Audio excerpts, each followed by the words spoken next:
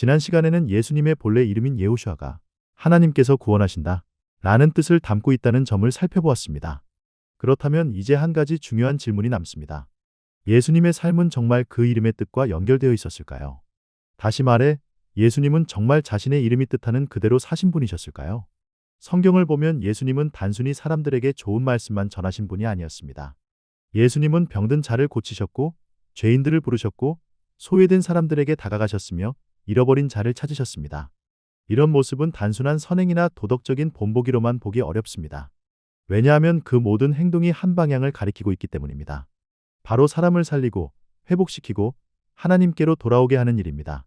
그래서 예수님의 삶을 가만히 살펴보면 그분의 이름인 여호슈아가 단지 상징적인 말이 아니라 실제 삶 속에서 이루어진 내용이었다는 것을 보게 됩니다. 이름의 뜻은 하나님께서 구원하신다인데 예수님의 삶 전체가 바로 그 구원을 드러내는 과정이었다는 것입니다. 예를 들어 예수님은 스스로 의롭다고 생각하는 사람들보다 죄인들에게 더 가까이 가셨습니다. 건강한 자에게는 의원이 필요 없고 병든 자에게라야 필요하다고 말씀하시면서 자신이 의인을 부르러 온 것이 아니라 죄인을 부르러 왔다고 하셨습니다. 이 말씀은 예수님의 사역이 단순한 종교 교육이 아니라 죄로 인해 무너진 사람을 다시 살리는 데 있었다는 것을 보여줍니다. 또 예수님은 길을 잃은 양 한 마리를 찾는 목자의 비유를 말씀하시면서 잃어버린 자를 찾는 일이 얼마나 중요한지를 가르치셨습니다. 그리고 누가복음에서는 인자가 온 것은 잃어버린 자를 찾아 구원하려 함이라고 분명히 말씀하셨습니다.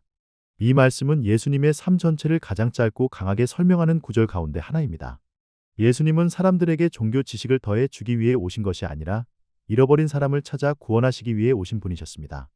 이런 점에서 예수님의 가르침과 행동 그리고 십자가의 길까지도 모두 하나로 연결됩니다. 예수님은 병든 몸만 고치신 것이 아니라 죄로 병든 인간을 고치기 위해 오셨습니다.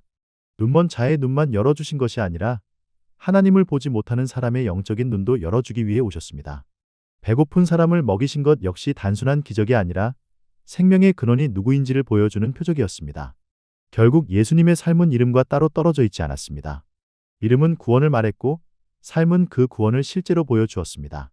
그래서 예수님의 이름을 안다는 것은 단지 그 이름의 뜻만 아는 것이 아니라 그 이름이 삶 속에서 어떻게 이루어졌는지를 함께 보는 것입니다.